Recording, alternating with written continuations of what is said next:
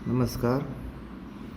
ધોરણ 10 વિષય સામાજિક વિજ્ઞાન પાઠ 16 આર્થિક ઉદારીકરણ અને વૈશ્વિકીકરણ.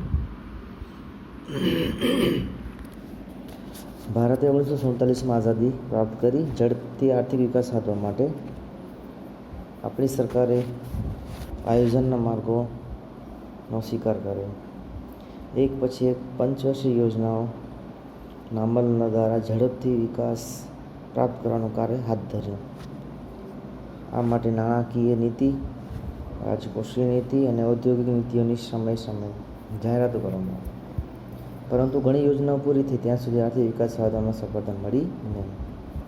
આથી સરકારે નિષ્ફળતાના કારણોની તપાસ કરી ભૂતકાળમાં કરેલી ભૂલો સુધારી લેવા માટે જુદી જુદી આર્થિક નીતિઓને નવો સ્વરૂપ આપવાનું નક્કી કર્યું. જે મુજબ 1991ની ઔદ્યોગિક નીતિમાં આર્થિક વિકાસને પોષક બને તેવા આર્થિક સુધારાઓ અમલમાં મૂક્યા, જેને ઉદારીકરણ, ખાનગીકરણ કે વૈશ્વિકીકરણ તરીકે ઓળખવામાં આવે છે. આપણે પહેલાં વાત કરશું આર્થિક ઉદારીકરણની. સરકારે ઔદ્યોગિક નીતિ દ્વારા ખાનગી ક્ષેત્ર પરના અંકુશો અને નિયંત્રણોમાં ક્રમશઃ ઘટાડો કરે અને વિકાસને પ્રોત્સાહિત કરે તેને ઉદારીકરણની નીતિ તરીકે ઓળખવામાં આવે છે. અહીંયા કને વાત કરી છે ઔદ્યોગિક નીતિ દ્વારા ખાનગી ક્ષેત્રના અંકુશો અને નિયંત્રણોમાં ક્રમશઃ ઘટાડો. આ નીતિ પહેલાં શું હતું કે જે ખાનગી ક્ષેત્ર હતા એ બધા ઉપર સરકારનું નિયંત્રણ હતું, એનું અંકુશ હતું, વર્ચસ્વ હતું. આ નીતિને અમલમાં આવ્યા બાદ જે અંકુશ અને નિયંત્રણ હતા થોડા ઘટાડવામાં આવ્યા, જેથી એના કારણે વિકાસને પ્રોત્સાહન મળે. જે પ્રક્રિયાને ઉદારીકરણની નીતિ તરીકે ઓળખવામાં આવે છે. આ તબક્કામાં ઉદારીકરણ અન્વયે જે આર્થિક સુધારો અપનાવવામાં આવ્યા હતા નીચે મુજબ છે. નંબર 1, 18 ઉદ્યોગોને જાહેર સાહસો માટે અનામત હતા. તે સિવાયના અન્ય ઉદ્યોગો માટે પરવાના પદ્ધતિ નાબૂદ કરવામાં આવી. પરવાનો એટલે કે પ્રકારનું લાયસન્સ, મંજૂરી.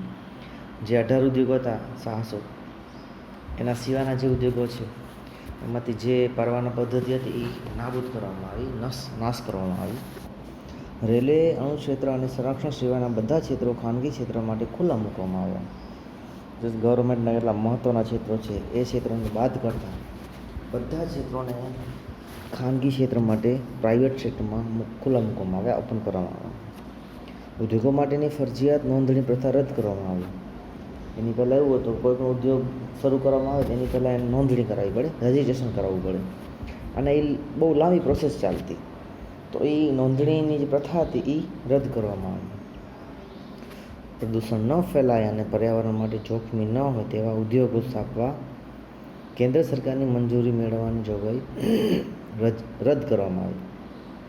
આપણા ભારતમાં પ્રદૂષણ મંત્રાલય જે છે, જે કોઈ પણ ઉદ્યોગને જો દૂધ ઉચ્ચારણ માટેની કોઈ પ્રકારની કામગીરી કરવી હોય તો એને પહેલાં પર્યાવરણ મંત્રાલય છે એના પાસેથી મંજૂરી લેવી પડે. એ મંજૂરી મળે એના પછી ઉદ્યોગ સ્થાપી શકાય. તો એ જે મંજૂરીની જે પ્રથા હતી એ પ્રથાને રદ કરવામાં આવી.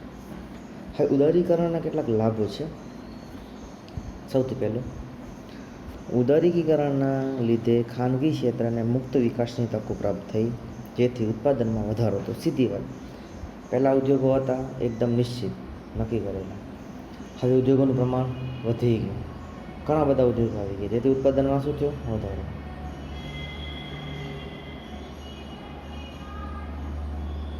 ઉદારીકરણની નીતિનો સ્વીકાર કરવાથી વિદેશ વેપારને બળ મળવાનું શરૂ થયું અને વિદેશ વેપારમાં વૃદ્ધિ થઈ. આ નીતિથી શું થાય છે તો જે વિદેશ વેપાર છે, વૈશ્વિક બજારમાં જે બીજા દેશ સાથેનો જે વેપાર છે એને મજબૂત શરૂઆત થઈ અને વિદેશ વેપારમાં વૃદ્ધિ થઈ, એટલે કે એમાં વધારો થયો. વિદેશ વેપારમાં વધારો થવાથી વિદેશી હુંડિયામણની અનામતમાં વધારો થયો. બીજા દેશ સાથે આપણે વેપાર કર્યો તો પ્રમાણમાં આપણે એ દેશ સાથેના વેપારને કારણે એ દેશનું જે નાણું છે એ આપણા દેશમાં આવવા લાગ્યો. મતલબ વિદેશી હુંડિયામણ જે આપણી પાસે પહેલાં નહોતું તો ઓછું હતું, એમાં સતત વધારો થવા લાગ્યો. ઉદારીકરણના પરિણામે દેશમાં આંતરમાળખાકીય સગવડોમાં વધારો થયો. સીધી વાત છે કે આવકના સ્ત્રોતો વધે તો એના કારણે શું થશે, જે આંતરમાળખાકીય સુવિધા છે, હોસ્પિટલ છે, બેંક છે, રેલવે સ્ટેશન છે, બસ સ્ટેન્ડ છે, પોસ્ટ ઓફિસ છે, દવાખાના, આ બધી જ પ્રકારની સગવડો છે, પીવાનું પાણી, એમાં ખૂબ સારી એવી સુધારણા જોવા મળી. હવે કોઈ પણ પ્રકારની વસ્તુના ફાયદા હોય તો ગેરફાયદા હોય તો આપણે જોઈએ ગેરલાભો. ઉદારીકરણના ગેરલાભ: ખાનગી ક્ષેત્ર પરના અંકુશો ઘટવા છતાં ઇજારાશાહીના વલણોમાં ઘટાડો થઈ શક્યો નહીં. પહેલાં વાત હતી ભાઈ અંકુશ કરવાની, કે ભાઈ ખાનગી ક્ષેત્રને અંકુશમાં રાખવા, પણ સામે બીજી પરિસ્થિતિ ઊભી થઈ કે ઇજારાશાહી જે છે એનો જે વલણ છે એમાં કોઈ પણ પ્રકારનો ફેરફાર જોવા મળ્યો નહીં. માત્ર ઔદ્યોગિક ક્ષેત્ર પર જ ધ્યાન આપવાથી ભારત કૃષિ ક્ષેત્રમાં વિકાસમાં પાછળ રહ્યું. ખરેખર ભારત છે 70% જે આજીવિકા છે લોકો ખેતી ઉપર નિર્ભર છે, એનામાંથી મેળવે છે. આ ઔદ્યોગિક નીતિને કારણે બધું ધ્યાન એ ઉદ્યોગો ઉપર નાખવામાં આવે, જેના કારણે શું થયું પરિસ્થિતિ, કૃષિનો વિકાસ છે ને એ ઘટી ગયું, એની જે વિકાસની પ્રક્રિયા હતી એ પાછળ રહી ગઈ. આવકની અસમાનતામાં વધારો થયો, મતલબ એક પૈસાદાર વર્ગ, બીજો ગરીબ વર્ગ, તો એ જે બે વચ્ચેનું જે અંતર છે એ સતત વધવા લાગ્યું. આયાત વધવાથી અને નિકાસ ઘટવાથી વિદેશી દેવામાં વધારો થયો. આયાત વધી એટલે કોઈ પણ પ્રકારનો દેશ છે એમાંથી આપણે બહારથી જે પૈસાના બદલામાં માલ સામાન મંગાવીએ છીએ અને આપણા દેશમાંથી જે વસ્તુ જાય છે એની નિકાસ કરીએ છીએ, એમાં જે બહારથી વસ્તુ આવે છે એ વધી ગઈ અને આપણા દેશમાંથી જે બહાર જાય છે એ ઘટી, જેના કારણે શું થયું, વિદેશી દેવામાં વધારો. કારણ કે જે દેશ પાસેથી આપણે કોઈ પણ પ્રકારની ચીજ વસ્તુ ખરીદીએ છીએ એ દેશને જો આપણે એટલા જ પ્રમાણમાં જો આપણે એને કોઈ માલ સામાન વેચશું તો એ સરભર વેપાર કહેવાશે, અનુકૂળ પરિસ્થિતિ કહેવાય. પણ આપણે ત્યાં શું થયું, જે આપણે એને આપીએ છીએ એના કરતાં આપણે મંગાવીએ છીએ વધારે, એટલે એ દેશનું આપણા ઉપર દેવું લેણું વધતું જ ગયું. આ હતા ઉદારીકરણના ફાયદા અને ગેરફાયદા. નંબર 2 છે ખાનગીકરણ, પ્રાઇવેટાઇઝેશન. ખાનગીકરણ એટલે એવી પ્રક્રિયા કે જેમાં રાજ્ય હસ્તકના ઔદ્યોગિક સાહસોની માલિકી અથવા તો એનું સંચાલન ખાનગી ક્ષેત્રને સોંપી દેવામાં આવે, જેને ખાનગીકરણ કહેવાય છે, જે બે માર્ગે થઈ શકે. અહીંયા કને સીધી વાત છે કે જે સરકાર હસ્તકના, રાજ્ય હસ્તકના સાહસિક ધોરણે જે ઉદ્યોગ ચાલતા હતા તેનું સંચાલન કોઈ કંપનીને સોંપી દેવામાં આવે. એક્ઝામ્પલ તો જોઈએ તો BGVCL. બે માર્ગે થાય છે. પહેલો માર્ગ જોઈએ તો પહેલાં જે ક્ષેત્રો જાહેર શાસનો માટે અનામત રાખ્યા હોય તે ક્ષેત્રો ખાનગી વિભાગ માટે ખુલ્લા મૂકવામાં આવે. આપણે આગળ જોઈ ગયા કે 18 જેટલા ઉદ્યોગો છે ને એ જાહેર શાસનો માટે અનામત હતા, તો આવા ઉદ્યોગોને પ્રાઇવેટ કંપનીઓને સોંપી દેવા માટે એને ખુલ્લા મૂકવામાં આવ્યા. કંપનીઓને આમંત્રણ આપવામાં આવ્યું કે તમે પણ ઉદ્યોગમાં જોડાઓ. નંબર 2, રાજ્ય હસ્તકની કંપનીઓની માલિકી રાજ્ય પોતાની પાસે રાખી અને સંચાલન ખાનગી કંપનીઓને સોંપે, અથવા સંચાલન રાજ્ય પોતાની પાસે રાખી અને માલિકી ખાનગી કંપનીને સોંપે. બીજી પરિસ્થિતિ શું થઈ, તો જે રાજ્ય હસ્તકની જે કંપનીઓ હતી એની માલિકી પોતાની પાસે રાખે, સંચાલન કંપનીને આપે, અથવા તો માલિકી કંપનીની હોય અને સંચાલન પોતે કરે. તો આ રીતે પણ ખાનગીકરણ થઈ શકે. ખાનગીકરણના લાભ ફાયદા: ખાનગીકરણની નીતિના કારણે દેશમાં ઉદ્યોગ ક્ષેત્રે ઉત્પાદકીય એકમોની સંખ્યામાં વધારો થયો. પ્રાઇવેટાઇઝેશન થતાં શું થયું, જે ઔદ્યોગિક ઉત્પાદક ક્ષેત્રો છે કંપનીઓની સંખ્યામાં વધારો નોંધાતો ગયો. નંબર 2, ખાનગીકરણના પરિણામે મૂડીગત અને વપરાશી વસ્તુઓના ઉત્પાદનમાં વધારો થયો. એવી વસ્તુઓને વધારે બનાવવામાં આવી કે જે પ્રમાણમાં મોંઘી હોય અને વધારે વપરાશમાં લેવાતી હોય. નંબર 3, જાહેર ક્ષેત્રના એકમોનું ખાનગીકરણ થવાથી જાહેર ક્ષેત્રના એકમોની કાર્યક્ષમતામાં સુધારો થયો. જે સરકાર હસ્તકના એકમો હતા એ ખાનગીકરણ થવાથી એ એકમોની કાર્યક્ષમતા છે ને સુધરે છે. પહેલાં એવું હતું કે ગવર્મેન્ટ અથવા તો સરકારી ક્ષેત્ર હતું તેમાં કામ કરે કે ન કરે અથવા તો એની કોઈ ગુણવત્તા જોવામાં આવતી નહીં. પણ હવે શું થાય છે, તો પ્રાઇવેટીકરણને કારણે જે આવા ક્ષેત્રો છે એ એની કાર્યક્ષમતા હતી, કામ કરવાની ક્ષમતા એ સુધરી, એમાં સુધારો જોવા મળ્યો. ખાનગીકરણના ગેરલાભ: ખાનગીકરણના પરિણામે આર્થિક સત્તાનું કેન્દ્રીકરણ થયું, જેનાથી ઇજારાશાહીને વેગ મળ્યો. જે આર્થિક ઉદારીકરણ જે હતી એ જ પરિસ્થિતિ અહીંયા જોવા મળી, ઇજારાશાહીને આમાં વેગ મળે છે. ખાનગીકરણથી નાના ગૃહ ઉદ્યોગો વિકાસ યોગ્ય રીતે થઈ શકે નહીં અને માત્ર મોટા ઉદ્યોગોને લાભ મળ્યો. ખાનગીકરણમાં જે નાના ગૃહ ઉદ્યોગ ચાલતા હતા નાના પાયે, એને યોગ્ય રીતે વિકાસ ન મળી શકવાને કારણે મોટા ઉદ્યોગોને જ આનો વધારે ફાયદો મળ્યો. નંબર 3, ખાનગીકરણના પરિણામે ભાવ અંકુશમાં રહ્યા નહીં. પ્રાઇવેટીકરણ થવાને લીધે શું થાય છે, જે ભાવ વધારો છે એ જે સપાટી છે એ સતત ઊંચી થવા લાગી, જેથી ભાવ વધારાની સમસ્યા ઊભી થઈ. આ હતા ખાનગીકરણના ફાયદા અને ગેરફાયદા. હવે જોઈએ નંબર 3, વૈશ્વિકીકરણ. વૈશ્વિકીકરણ એટલે દેશના અર્થતંત્રને વિશ્વના અર્થતંત્ર સાથે જોડવાની એક પ્રકારની પ્રક્રિયા, જેના પરિણામે વસ્તુ, સેવા, ટેકનોલોજી અને શ્રમનો પ્રવાહ વિશ્વમાં સરળતાથી પ્રાપ્ત થાય. વૈશ્વિકીકરણમાં મુખ્યત્વે નીચે મુજબના સુધારો હાથ ધરવામાં આવે. 1, બે દેશો વચ્ચે વ્યાપારના અવરોધો દૂર કરવા. નંબર 2, એવી પરિસ્થિતિઓનું નિર્માણ કરવું કે જે બે દેશો વચ્ચે મૂડીની હેરફેર સરળતાથી થઈ શકે. નંબર 3, ટેકનોલોજીની હેરફેરના અવરોધો દૂર કરવા. અને નંબર 4, વિશ્વના જુદા જુદા દેશો વચ્ચે શ્રમની હેરફેર મુક્ત રીતે કરવી. મિત્રો, આપણે એક પછી એક સમજતા જઈશું. પહેલી વાત કરી છે બે દેશો વચ્ચે વ્યાપારના અવરોધો દૂર કરવા, કે કોઈ પણ બે દેશો છે જ્યારે વેપાર કરવાની શરૂઆત કરે છે ત્યારે બે વચ્ચે કેટલીક સમસ્યાઓ ઊભી થાય. તો વૈશ્વિકીકરણનો એક એ કાર્ય છે કે જે એની વચ્ચેના જે અવરોધો છે ને દૂર કરવા, કે જે એના બે વચ્ચે વેપારમાં કેટલીક જે પરિસ્થિતિઓ જે પ્રતિકૂળ છે એને સુધારવાનું કામ કરવું. પછી એવી પરિસ્થિતિનું નિર્માણ કરવું કે બે દેશો વચ્ચે મૂડીની હેરફેર સરળતા થઈ શકે. મૂડીમાં માનવ શ્રમ છે, કોઈપણ પ્રકારનું રૂપિયાની લેવડદેવડ છે, કે કોઈપણ પ્રકારની મશીનરી છે, આ બધું મૂડીમાં આવે તો એની સરળતાથી હેરફેર થઈ શકે. ટેકનોલોજીની હેરફેરના અવરોધો દૂર કરવા, કે જે આજે જોયું છે આપણે કે 21મી સદીમાં પ્રૌદ્યોગિકરણના સમયમાં ટેકનોલોજી તકનીકી ખૂબ જ ઉપયોગી છે. તો આવા સમયમાં એક દેશની ટેકનોલોજી બીજો દેશ સરળતાથી વાપરી શકે તો એના જે વાપરવા માટેના અવરોધો છે દૂર કરવાનું કામ વૈશ્વિકીકરણનો એક સુધારાનો ભાગ છે.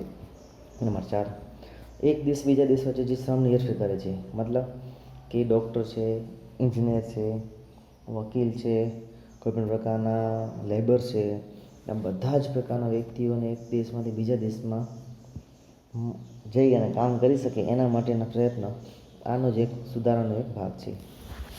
વૈશ્વિકીકરણની અસરો.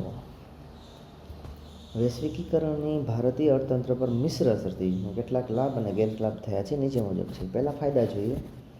વૈશ્વિકીકરણના પરિણામે દેશમાં વિદેશી મૂડીરોકાણને પ્રોત્સાહન મળ્યું. એક દેશ બીજા દેશ સાથે જ્યારે વેપારિક સંબંધો સાથે જોડાય ત્યારે શું થાય છે, વિદેશી મૂડીરોકાણને પ્રોત્સાહન. તમે અત્યારે જોતા હશો કે ભાઈ ભારતમાં દર વર્ષે હજારો કરોડો રૂપિયાના MOU થાય છે, કે મતલબ વિદેશી કંપનીઓ આવીને ભારતમાં રોકાણ કરે છે, પોતાના પ્રોજેક્ટો ચલાવે છે, પોતાની કંપનીઓ સ્થાપે છે, જે આનું ઉદાહરણ છે. વૈશ્વિકીકરણ દ્વારા વિકસિત દેશોમાં ઉત્પન્ન થતી વસ્તુઓ સરળતાથી પ્રાપ્ત થઈ શકે છે.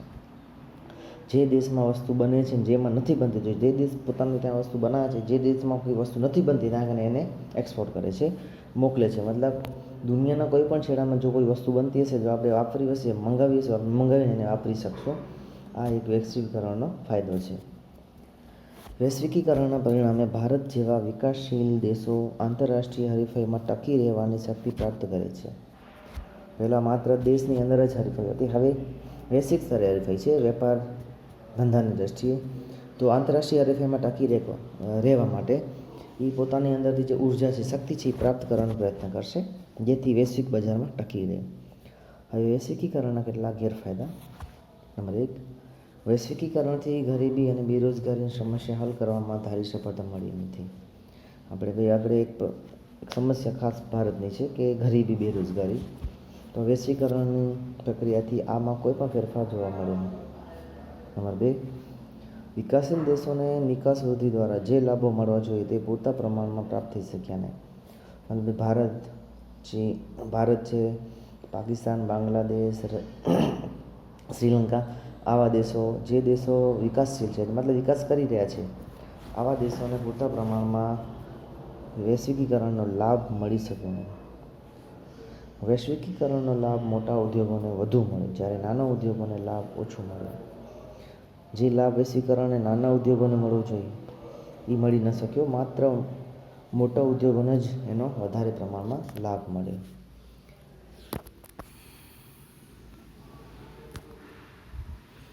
એના પછી છે વિશ્વ વ્યાપાર સંગઠન WTO, વર્લ્ડ ટ્રેડ ઓર્ગેનાઇઝેશન. સંયુક્ત રાષ્ટ્ર સંઘના સભ્ય દેશો દ્વારા 1 જાન્યુઆરી 1995થી આંતરરાષ્ટ્રીય વ્યાપાર માટેની સંસ્થા વિશ્વ વ્યાપાર સંગઠન WTOની શરૂઆત કરવામાં આવી. આ સંસ્થાનું મુખ્ય મથક સ્વિટ્ઝરલેન્ડના જીનીવા ખાતે રાખવામાં આવ્યું છે. આ સંસ્થાના ધ્યેયો નીચે મુજબ છે. હેતુઓ: નંબર 1, વિશ્વના દેશો વચ્ચે વ્યાપારના અવરોધો દૂર કરવા. WTOનો એક હેતુ એવો છે કે 2 દેશો વચ્ચેનો જે અવરોધ છે, સમસ્યા છે, એને દૂર કરી નાબૂદ કરવી. નંબર 2, વિદેશ વ્યાપાર માટે દેશના ઉદ્યોગોને આપવામાં આવતું સંરક્ષણ દૂર કરવું. જે વિવિધ પ્રકારના કેટલાક ઉદ્યોગો હતા, એવા ઉદ્યોગો જે દેશ માટે અનામત રાખવામાં આવ્યા છે, એવા અનામત જે ઉદ્યોગોને પ્રોટેક્શન આપેલું હતું, એ નીતિને દૂર કરવામાં આવી. નંબર 3, વૈશ્વિક વ્યાપાર નીતિ અને આર્થિક નીતિઓ સાથે સંકલન સાધવું. વૈશ્વિક વ્યાપાર નીતિ અને આર્થિક નીતિ જે છે, બેમાં સંકલન સાધવાનું કામ આ WTOનું છે. છેલ્લો ચોથો, વિશ્વમાં ઉદ્ભવતા વ્યાપારી ઝઘડાનું નિવારણ કરવું. માનો કે એક દેશ બીજા દેશ સાથે વૈશ્વિક સ્તરે વેપાર રોજગારમાં જ્યારે કામગીરી ચાલે છે, ત્યારે કોઈ પણ પ્રકારનો ઝઘડો ઊભો થયો, ખલેલ ઊભી થઈ, તો એ ઝઘડાનો શાંતિમય રીતે નિરાકરણ કરવાનું કામ આ વૈશ્વિકરણની WTO, વર્લ્ડ ટ્રેડ ઓર્ગેનાઇઝેશનના હેતુમાં આવે છે. આવી વિશ્વ વ્યાપાર સંગઠનના કાર્યો શું છે? બહુરાષ્ટ્રીય વ્યાપાર અને તેને લગતા કરારો માટે જરૂરી માળખું ઊભું કરી અને કરારોનો અમલ કરવો. એક દેશ બીજા દેશ સાથે, તો એકથી વધારે દેશ સાથે જ્યારે વ્યાપાર કરે છે, એના વચ્ચેના જે કરારો થયેલા છે, તો એના માટે જરૂરી જે સુવિધા છે, માળખું છે, એ ઊભું કરી અને એનો અમલ કરાવો. જે દેશ કરાર કરેલ છે, એ કરારને લાંબા સુધી ચલાવે અને તોડે નહીં. વિશ્વ વ્યાપાર સંગઠન બહુરાષ્ટ્રીય વ્યાપાર માટે થયેલ ચર્ચા વિચારણા અને વાટાઘાટો માટે ફોરમ તરીકે કામગીરી બજાવે. એક રીતે અદાલતનું કામ. ફોરમ એટલે એક પ્રકારનો અદાલતીય કાર્યવાહી કે જે 2 દેશો વચ્ચે ઝઘડાનું નિરાકરણ લાવે. નંબર 3, વર્લ્ડ ટ્રેડ ઓર્ગેનાઇઝેશન એ ભેદભાવવિહીન આંતરરાષ્ટ્રીય વ્યાપારને પ્રોત્સાહન પૂરું પાડે. એક દેશ બીજા દેશ વચ્ચેનો જે એનો વ્યવહાર છે, એ વ્યવહાર કેવો હોય? ભેદભાવ રહિત હોય અને વિશ્વ વ્યાપારને પ્રોત્સાહન પૂરું પાડવાનું કામ આ WTOનું છે.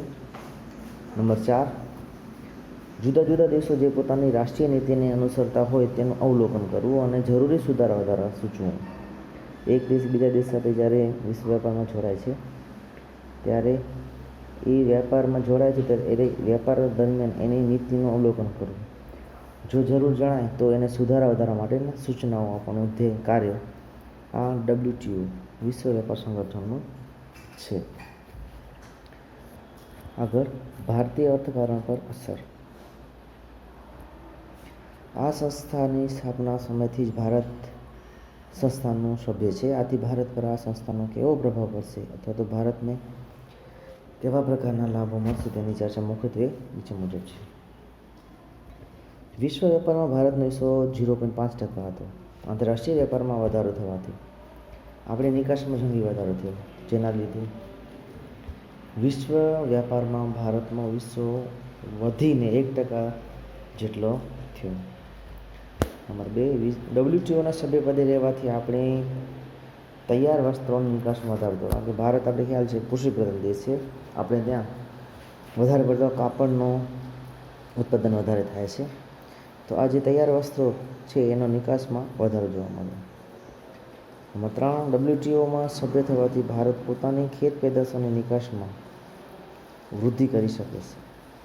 જે આપણે ખેત પેદાશો ઉત્પન્ન કરીએ છીએ, ઉત્પન્ન થયા બાદ અમે જે બહાર મોકલીએ છીએ, તો એમાં આ સંસ્થાના સભ્ય હોવાથી એમાં વધારો થઈ શકશે. નંબર 4, નિકાસમાં વધારો થવાથી આયાત પરનું દબાણ હળવું થશે અને વિદેશી હુંડિયામણોમાં વધારો થશે.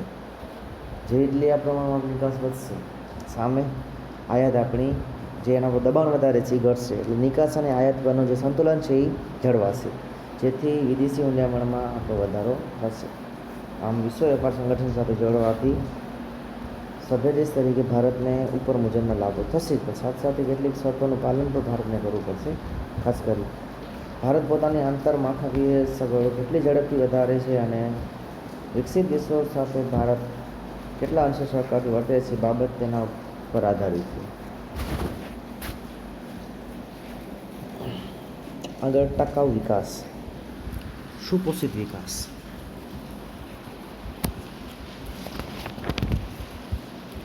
ટકાઉ વિકાસની વ્યાખ્યા મુજબ ભાવિ પેઢીની જરૂરિયાતો પૂરી પાડવાની ક્ષમતાને નુકસાન પહોંચાડ્યા સિવાય વર્તમાન પેઢીની જરૂરિયાતો સંતોષવી.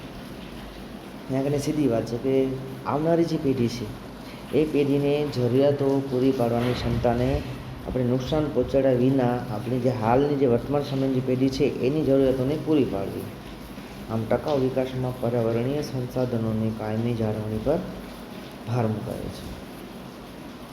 માનવ સૃષ્ટિની આસપાસ કુદરતી અને માનવ સર્જિત આવરણો એટલે કે પર્યાવરણ પર કરેલી ગંભીર અસરોના કારણે ટકાઉ વિકાસનો ખ્યાલ વિકસ્યો છે. આજની પેઢીએ જે વિકાસ સાધ્યો છે અને જે ઝડપથી વિકાસ સાધી રહી છે તેને ભવિષ્યમાં ટકાવી શકાય તેમ નથી.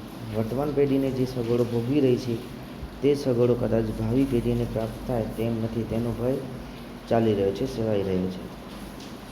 આર્થિક વિકાસના કારણે કુદરતી સંસાધનોનું પ્રમાણ ઘટે છે અને એની ગુણવત્તા ઓછી થાય છે. આ પરિસ્થિતિમાં વિકાસના ખ્યાલમાં પરિવર્તન જરૂરી છે. આજનો વિકાસ અને તેના કારણે પર્યાવરણ પર થતી અસરોનો અભ્યાસ ટકાઉ વિકાસના ખ્યાલ હેઠળ કરવામાં આવે છે. આગળ આપણે જોઈએ પ્રાકૃતિક સાધનોના સંરક્ષણ તેમજ સંવર્ધન માટેની વ્યૂહરચના અપનાવવી જોઈએ. નંબર 1, પુનઃ ઉપયોગમાં લઈ શકાય તેવા પ્રાકૃતિક સાધનો જેવા કે ખેતીલાયક જમીન, જંગલ, જળ સંપત્તિ વગેરે ઉપયોગી તેમજ તેમની ગુણવત્તા જળવાઈ રહે તે રીતે ઉપયોગ કરવો જોઈએ, જેથી પ્રાકૃતિક સાધનો એક જ વખતમાં ઉપયોગમાં લઈ શકાય છે તેવા જેવા કે કોલસો, પેટ્રોલિયમ, ખનિજ વગેરે કાળજીપૂર્વક ઉપયોગ કરવો. અમુક એવા સાધનો છે કે એકથી વધારે વારંવાર ઉપયોગમાં લઈ શકાય. દાખલા તરીકે ખેતીલાયક જમીન છે, આપણે જમીનમાં એક પાક વાવશું તો બીજા વર્ષે આપણે બીજો પાક વાવીએ છીએ, મતલબ જમીન કામમાં આવે છે. એવું નથી કે એક વખત આપણે ખેતીમાં તેનો કોઈ પાક વાવ્યો એટલે પછી જમીન કામ નહીં આવે. જંગલમાં એવું છે કે એક વખત જંગલનો ઉપયોગ લીધા બાદ ફરી આપણે એને ઉપયોગમાં લઈ શકીએ. એમાંથી અંદરથી જે પેદાશો મળે છે. પછી જળ સંપત્તિ, તો આપણે એવી પ્રકારના સંસાધનોને ધ્યાનથી વાપરવા જોઈએ કે જે સંસાધનો ફરી આપણે પુનઃ ઉપયોગમાં લઈ શકતા નથી. એમાં કોલસો, ખનિજ, તેલ, પેટ્રોલિયમ વાયુ, પેટ્રોલિયમ પેદાશો વગેરે. વાહન વ્યવહારને ખર્ચ ઓછું થાય એ રીતે ઉદ્યોગોનું સ્થાન નક્કી કરવું અને વાહનોમાં અને ઉદ્યોગોમાં પર્યાવરણ મિત્ર ટેકનોલોજીનો ઉપયોગ વધે તેવા પ્રયાસો હાથ ધરવા. અહીંયા સીધી વાત છે કે ઉદ્યોગોને જ્યાં વિકસિત વિસ્તાર હોય અથવા તો જ્યાં રોડની વ્યવસ્થા હોય, કાચો માલ જ્યાં સરળતાથી પ્રાપ્ત થાય એની નજીક સ્થાપવા જોઈએ, જેથી વાહનની અવરજવર તો જે પ્રદૂષણ થાય છે એ થાય નહીં અને ઓછા ખર્ચમાં આપણે કામ કરી શકીએ. બીજી રીતે જોઈએ તો પર્યાવરણ મિત્ર ટેકનોલોજીનો ઉપયોગ વધે એવા પ્રયાસો હાથ ધરવા.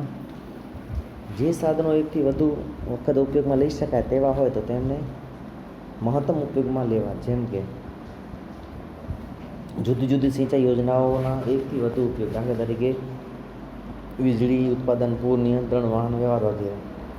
માનો કે આપણે કોઈપણ પ્રકારનો ડેમ છે, જળાશય બનાવે તો એક તો આપણે પાણી સંગ્રહ કર્યો, બીજું એમાંથી આપણે લાઇટ ઉત્પન્ન કરી, પૂર જે આવે છે વારંવાર નદીમાં એના પર નિયંત્રણ કર્યું, પુલ ઉપરથી આપણે રસ્તો બનાવીને વાહન વ્યવહારની વ્યવસ્થા કરી. તો આ રીતે આ પ્રકારની વ્યવસ્થા કરવી જોઈએ. પ્રાકૃતિક સાધનોનો દુરુપયોગ ન થાય, ઔદ્યોગિક કચરાનો બિન આયોજિત નિકાલ, ઝેરી રસાયણો, વધતા જતા ગંદા વસવાટોને અટકાવવા વગેરે ઉપર નિયંત્રણો મૂકવા જોઈએ. છેલ્લે ઉત્પાદનમાં તમામ ક્ષેત્રોમાં સૌર અને પવન ઉર્જા જેવી બિન પરંપરાગત ઉર્જાનો ઉપયોગ વધારવા પર ભાર મૂકવો જોઈએ. પર્યાવરણની સુરક્ષા માટેના પગલાં કે ભાઈ પર્યાવરણની સુરક્ષા માટે કયા કયા પ્રકારના પગલાં આપણે સરકારે અથવા તો આપણે લેવા જોઈએ અથવા લીધા છે. પર્યાવરણની સુરક્ષા માટે સ્વીડનના સ્ટોકહોમ શહેરમાં 1972માં પ્રથમ વખત પૃથ્વી પરિષદનું આયોજન થયું. ત્યારબાદ વખતો વખત વૈશ્વિક ધોરણે પર્યાવરણ અંગે જુદા જુદા અનેક સંમેલનો અને શિબિરો યોજાઈ, જેમાં પર્યાવરણની સુરક્ષા માટે અનેક પગલાં લેવાનું નક્કી કરવામાં આવ્યું. ભારત પણ આ વૈશ્વિક પ્રયાસોમાં સામેલ છે. રાષ્ટ્રીય સ્તરે પર્યાવરણ જાગૃતિ માટે સરકાર વિવિધ પ્રયાસો કરી રહી છે, જેમ કે દેશના મુખ્ય શહેરોના પ્રદૂષણની માહિતી પ્રગટ થાય. બીજું, પ્રદૂષણ પર નિયંત્રણ રાખવા માટે કેન્દ્ર અને રાજ્ય પ્રદૂષણ નિયંત્રણ બોર્ડની સ્થાપના કરવામાં આવી. 3. વિશ્વભરમાં 5મી જૂનને પર્યાવરણ દિન તરીકે ઉજવવામાં આવે છે. 4. 1981માં ભારત સરકારે વાયુ પ્રદૂષણ નિયંત્રણ ધારો પસાર કર્યો. 5. ઓઝોનના સ્તરનું ગાબડું, પરમાણુ કચરાનો નિકાલ અને જૈવિક વિવિધતાની જાળવણી માટે વૈશ્વિક સ્તરે સમજૂતીઓ થઈ. આમ, પર્યાવરણના રક્ષણની જવાબદારી આપણા સૌની છે. જો આપણે પ્રદૂષણ પર અંકુશ નહીં મૂકીએ તો એ સમય દૂર નથી જ્યારે પૃથ્વી ઉપરનું સમગ્ર જીવન નષ્ટ થઈ જશે. અસ્તુ.